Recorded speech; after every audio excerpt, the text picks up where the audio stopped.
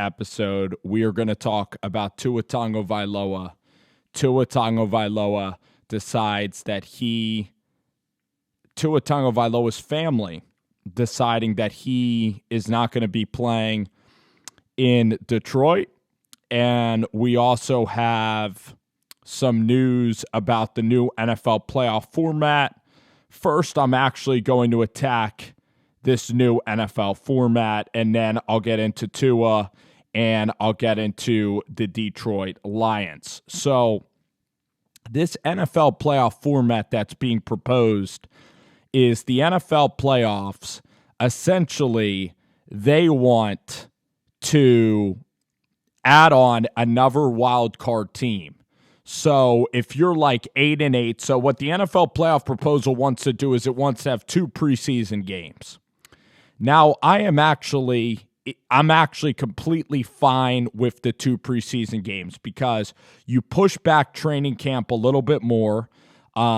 This means that none of the starters play in the preseason unless you really want them to. So even the rookie quarterbacks are not really getting the time, but the preseason then is valuable reps for guys that are, on the practice squad or that are on the border of making your team. And therefore, the starters don't need to play. So the 4 preseason games, the complaining and everything that has to do with it, you get more inter-practice scrimmages. There's less travel.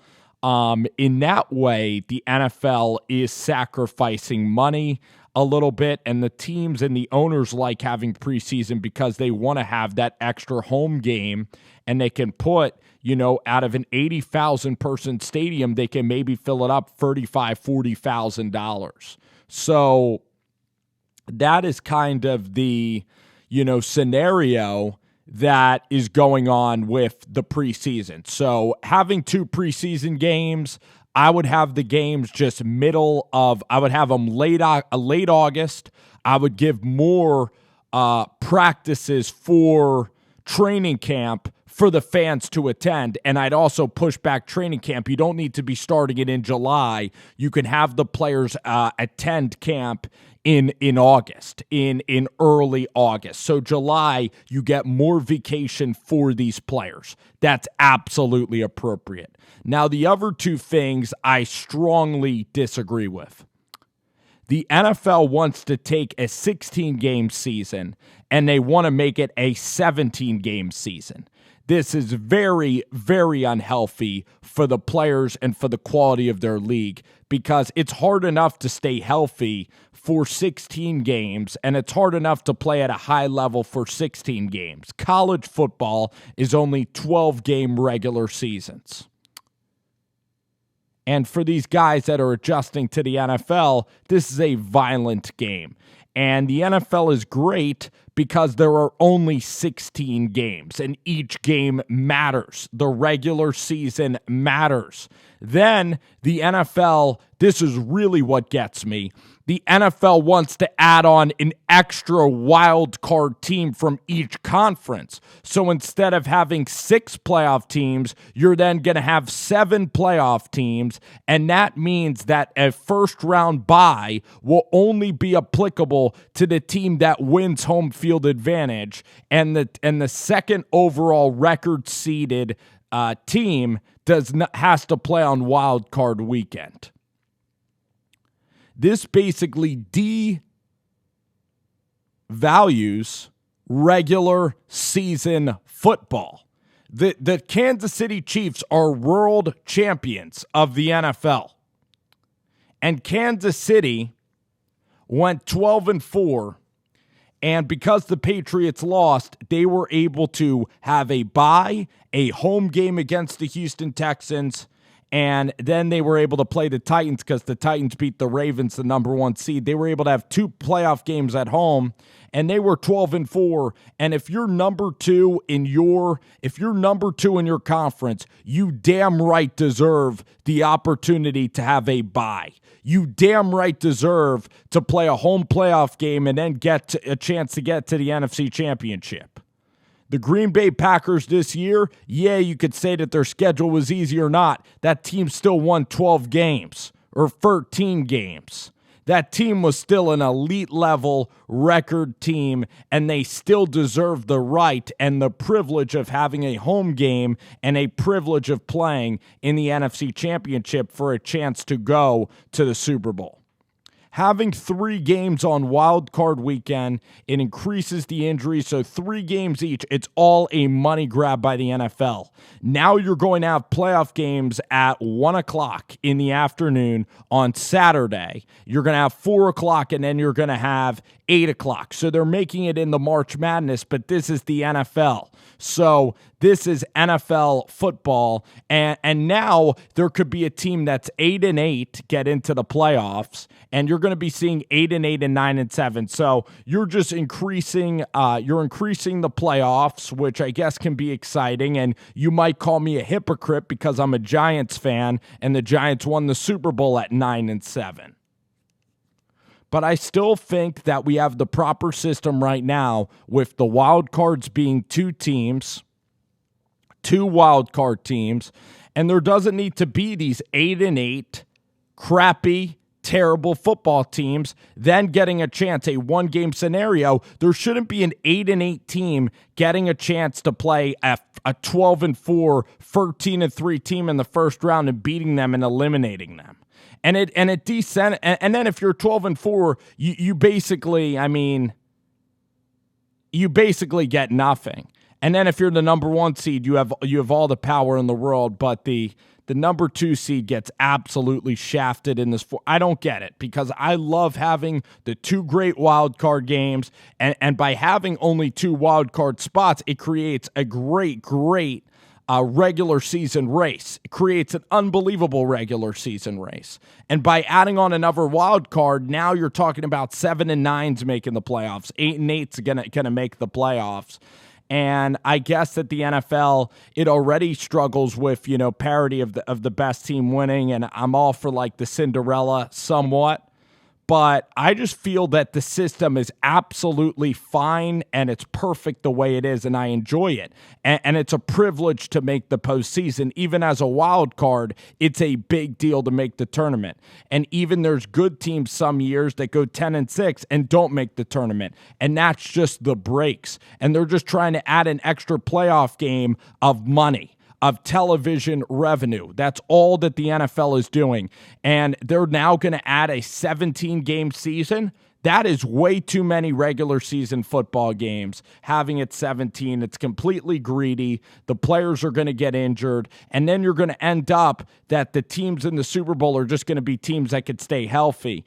Players are going to be getting hurt all the time. And then if you add a 17-game regular season, you're going to see teams even sit out for rest more, and there's going to be meaningless football. The NFL is a great product because unlike baseball, unlike regular season basketball, every single football game during the regular season is must watch. Unless your team is so awful that you're eliminated in the month of October or you're eliminated in early November, every single football game is valuable, is exciting, is precious material, is sacred.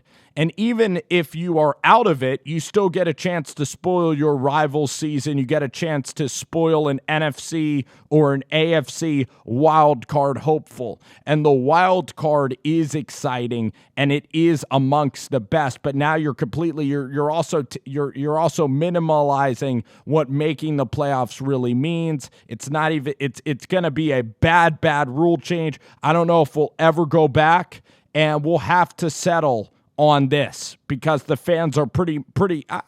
I just think that we're powerless in this situation.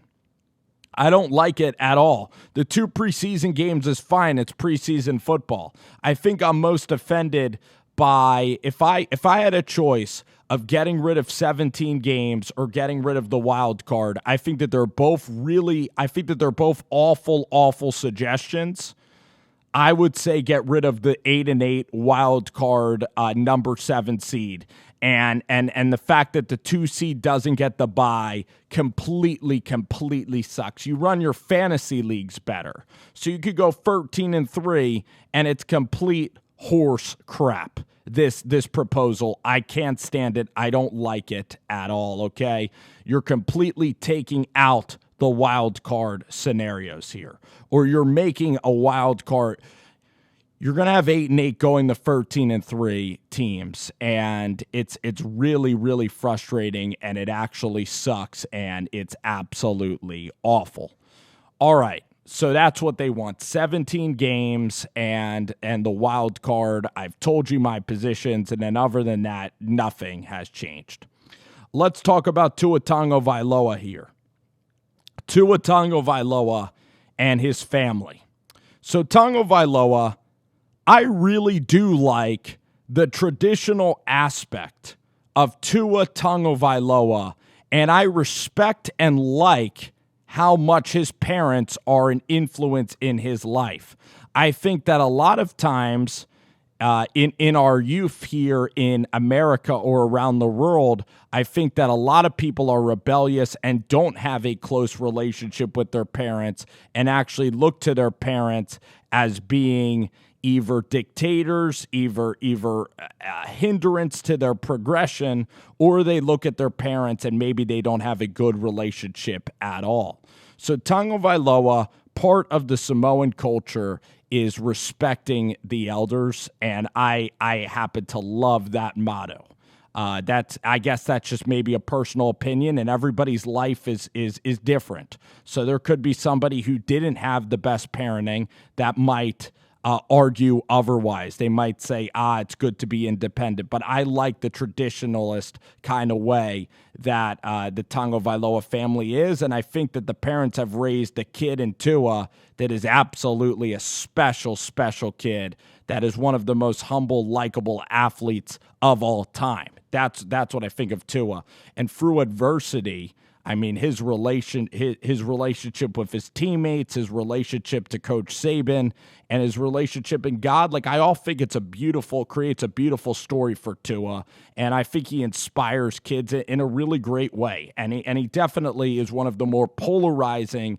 I shouldn't say polarizing because he's not really controversial. He is one of the most marketable, or he's the most recognizable college athletes that we've had. He's one of the greatest Alabama players in the history of Alabama football, dating back to the Bear Bryant and Nick Saban periods.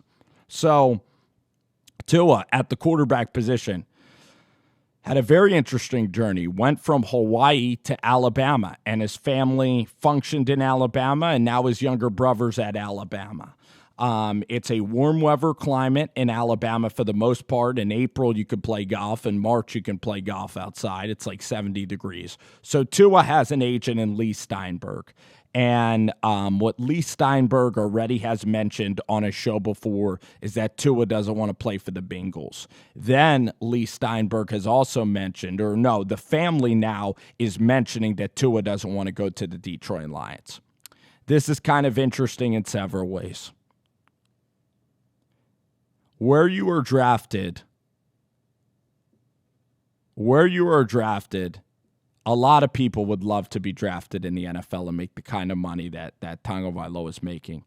The city is also a preference. I think everybody in the United States has preferences of where they like to vacation. Some people like Indianapolis, some people like Cleveland, some people like the New York and the LA lifestyle, some people like Miami. Everybody has preferences on styles of city in which they live in or styles of organization. And what I think is going on here is I think that Tua's parents are kind of like Archie Manning in a sense, because I believe that Tua and his family are one entity together. I don't think that Tua is making a decision like, I really want to go to Detroit, and I don't think that his dad is saying to Tua, hey, you can't go play for Matt Patricia. I think that the Tagovailoas look at Stephen Ross, okay, with Lee Steinberg and Tagovailoa. They look at Stephen Ross, and they say, Miami, it's close to Alabama. It's a very warm climate. It's a beach climate. It's a beach climate, which is very similar to what we grew up with in Hawaii. This owner is willing to spend money, and this owner and team was willing to tank and lose games just to sacrifice for myself to be in this organization. And that's his preference, is to go to Miami. So I think Tua, if he said he didn't want to go to the Lions, it would be a bad mark on his character. I think his parents are kind of taking it up for him. His dad is a lot easier to blame because he's kind of faceless. His son is the priority here. His son is the guy. And it's funny because, Joe Burrow's parents, Jimmy, if Jimmy said Joe doesn't want to play in Cincinnati, it kind of like, it kind of protects the player. And I see it from Tua's side. I really do, about Miami. And I think that even Josh Rosen might not have liked Buffalo. So I think that culture and city matters. Now, for the Detroit Lions perspective, say that they really love Tagovailoa, and I've actually argued that they should take Tua to replace Matt Stafford. I think that then what you have to do is schedule an interview with Tua, and you have to just talk to him man to man, because it is a two-way street. And if you do draft Tua, he is going to be asked to play in Detroit.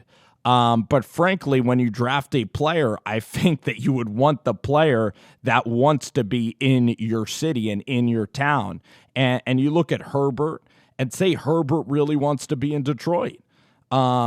Then it could just be really be a seamless fit. And if Tua doesn't want to go to Detroit, you already are getting off on a foot that is not good for your relationship. Even as talented as Tua is, if he's not into this relationship, you need relationships to be successful, not only in life, but in football. So I would interview Tua. I would interview the agent, and that's what the Lions are going to do. And the Lions have the freedom to draft Tua. Tua has the freedoms to play. And I think Tua, by him wanting to go to Miami, I don't really see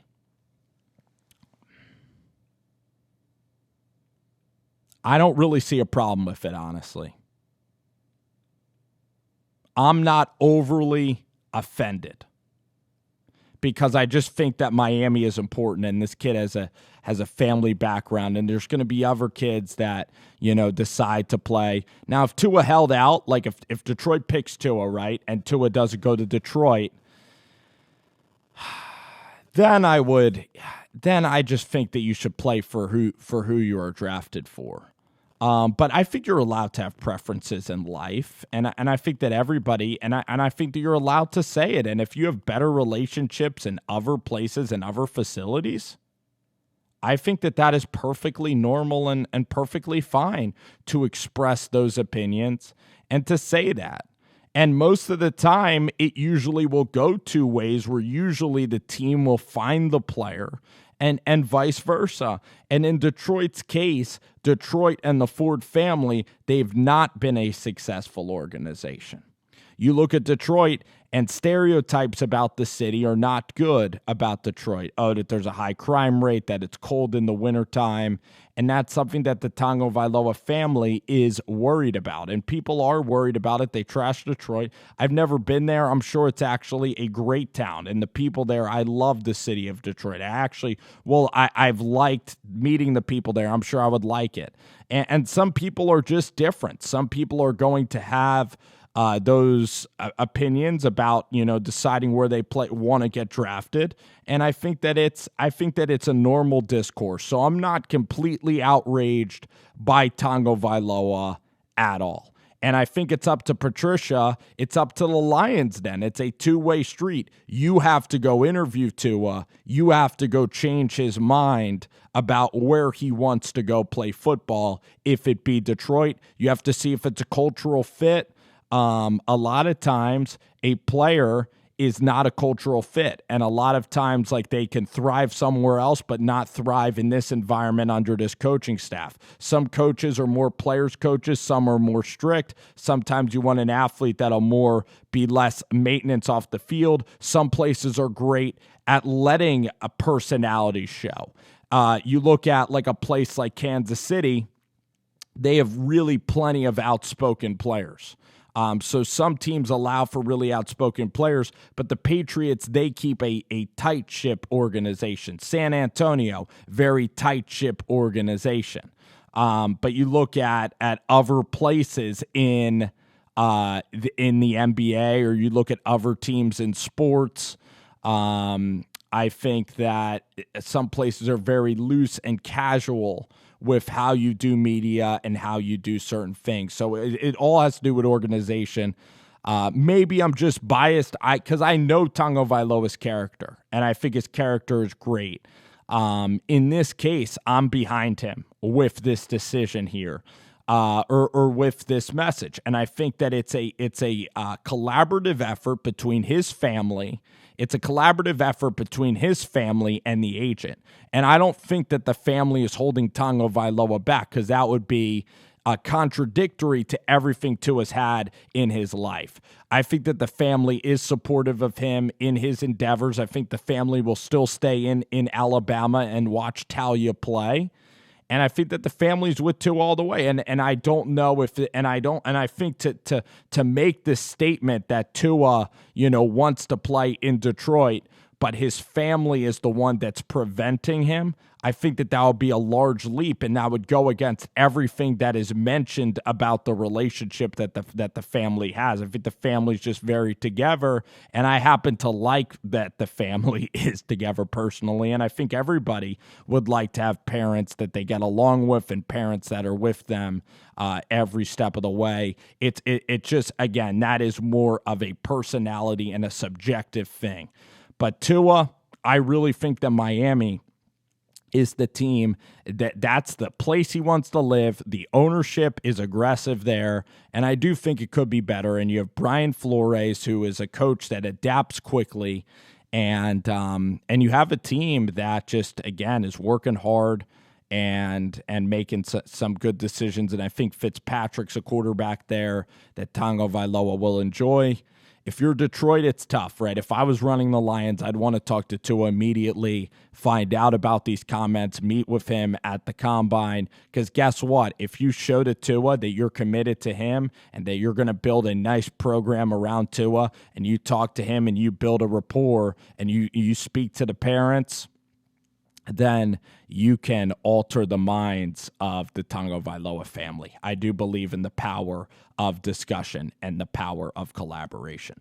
But guys, thanks so much listening to this show and the podcast, and thank y'all for taking time to watch and listen.